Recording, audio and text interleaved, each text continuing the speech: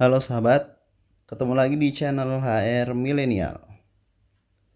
Di dalam sebuah organisasi, turnover itu menjadi hal yang biasa ya. Ada yang masuk dan mungkin ada juga karyawan yang baru masuk lalu keluar. Atau yang sudah lama dia pensiun, atau selesai kontrak, atau banyak yang mengundurkan diri atau mengajukan resign. Ada juga karyawan yang pelangi, pelan-pelan ngilang, masuk memohon-mohon supaya bisa diterima kerja, lalu pergi begitu saja, pelan-pelan ngilang. Nah, hal ini pasti berdampak nggak bagus bagi organisasi.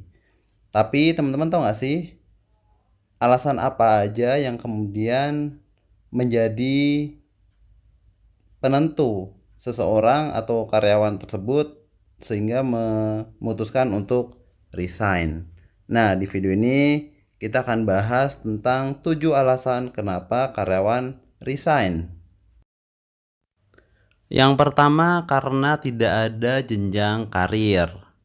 Menurut Willis Tower Watson, perusahaan broker dan solution, lebih dari 70% karyawan tergolong dalam high retention risk karena mereka tidak melihat adanya tangga karir yang jelas di perusahaan.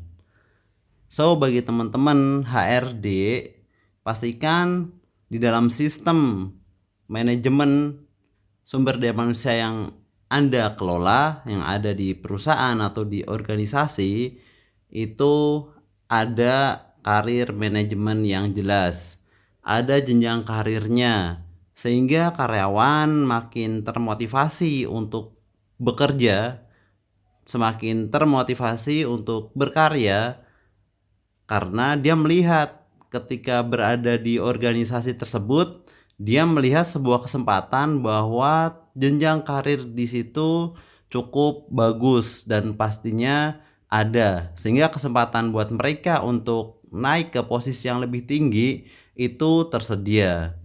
Jadi kalau jenjang karir tidak ada, ya siap-siaplah karyawan tidak akan bertahan lama. Atau biasanya sih akan sering curi-curi waktu buat nyari new opportunity. Lalu yang kedua, waktu kerja yang berlebihan. Beberapa orang mengglorifikasi semakin banyak jam kerja Anda sehari, artinya Anda semakin produktif dan berkontribusi.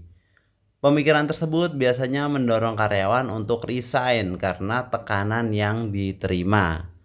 Jadi buat teman-teman HRD, perlu Anda ketahui ya, bahwa banyaknya jam kerja itu bukan berarti merupakan sebuah produktivitas, atau semakin lama jam kerja yang dihabiskan oleh karyawan maka semakin produktif atau produktivitasnya semakin tinggi, atau semakin lama karyawan berada di kantor maka kontribusinya juga semakin besar. Itu tidak tepat, karena produktivitas dan sebuah kontribusi itu dinilai dan diukur dari hasil kerja, bukan dari waktu jam kerjanya.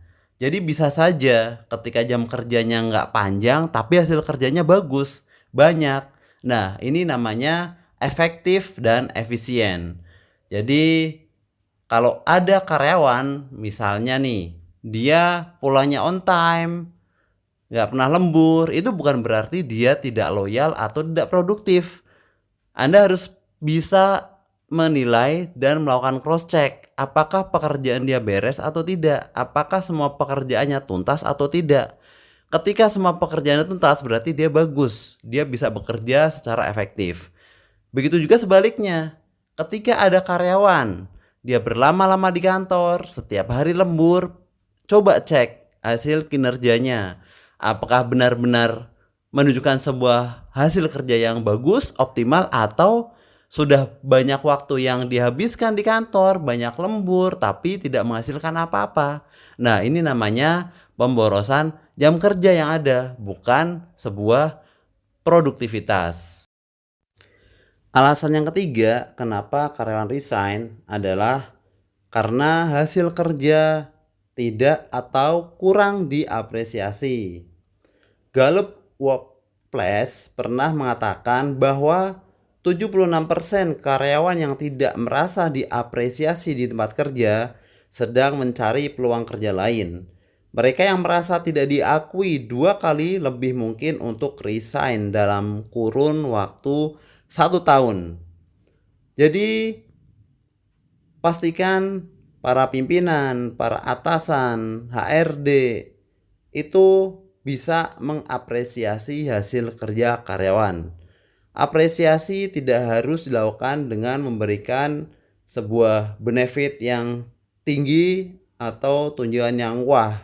Apresiasi bisa ditunjukkan dengan cara memberikan sebuah ungkapan terima kasih atau bahkan ungkapan yang semisal, oh good job, oh terima kasih, kamu sudah melakukan yang terbaik, kamu memberikan hasil kerja yang memuaskan. Nah, apresiasi kecil seperti itu sangat berdampak positif bagi karyawan dan membuat dia merasa diakui, dihargai, dan membuat karyawan makin semangat dan termotivasi untuk melakukan pekerjaannya. Alasan yang keempat, kenapa karyawan resign? Karena budaya organisasi yang ada. Survei yang dilakukan Hefs.com ditemukan bahwa 43% karyawan dari 2.000 responden mengatakan akan meninggalkan perusahaan yang memiliki budaya hierarkis dan kaku, serta tidak mendukung kreativitas dan fleksibilitas mereka. Jadi budaya organisasi yang tidak bagus, budaya organisasi yang kaku, tidak mendukung kreativitas, tidak mendukung inovasi, tidak mendukung fleksibilitas karyawan, itu cenderung membuat karyawan memilih untuk resign atau mencoba mencari peluang baru di luar sana. Jadi pastikan teman-teman HRD, para pimpinan, para manajemen itu memperhatikan bagaimana budaya perusahaan itu terbangun dan terbentuk. Jangan sampai budaya yang ada justru membuat karyawan tidak betah. Alasan kelima, kenapa karyawan memilih resign?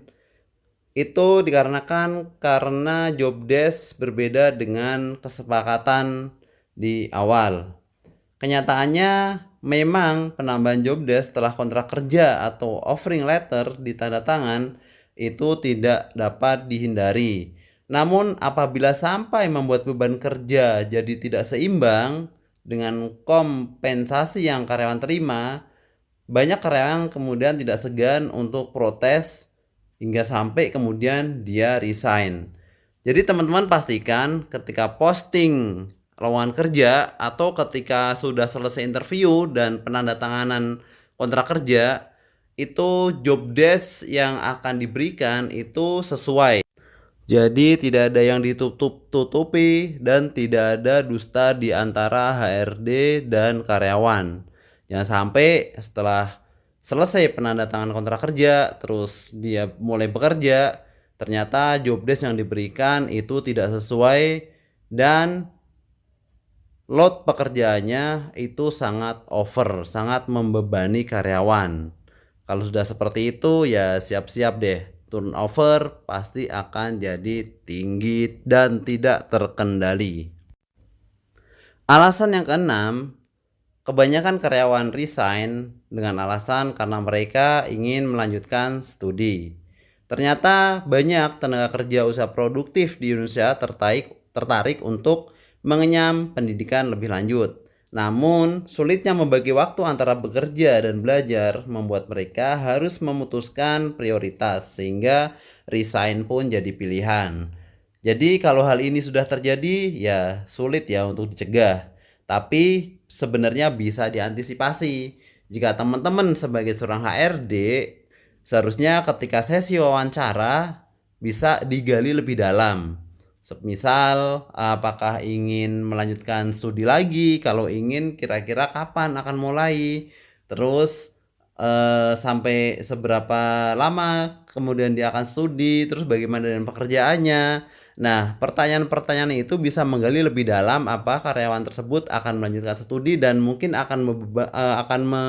mengganggu pekerjaannya sehingga bisa ditentukan sebuah keputusan apakah dia bisa untuk di-hire atau kayaknya nih dia kalau di-hire nggak lama bakal resign karena pengen ngelanjutin pendidikan yang lebih tinggi. Nah, lebih baik tidak usah. Mungkin itu bisa sebagai antisipasi.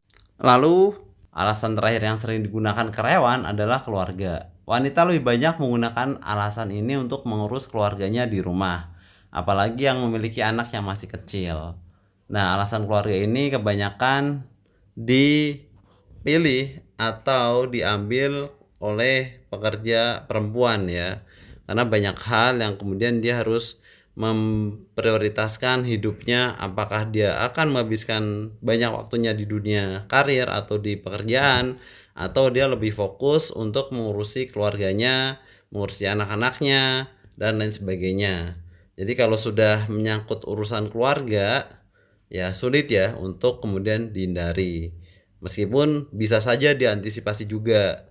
Misalnya kalau misalkan kita hire karyawan, itu kita bisa gali lebih dalam terkait background dia. Terus status dia seperti apa, prioritas bekerjanya bagaimana, gambaran bekerja dia dalam beberapa waktu ke depan itu seperti apa. Nah, itu nanti bisa dipakai sebagai acuan apakah karyawan tersebut akan diterima atau tidak.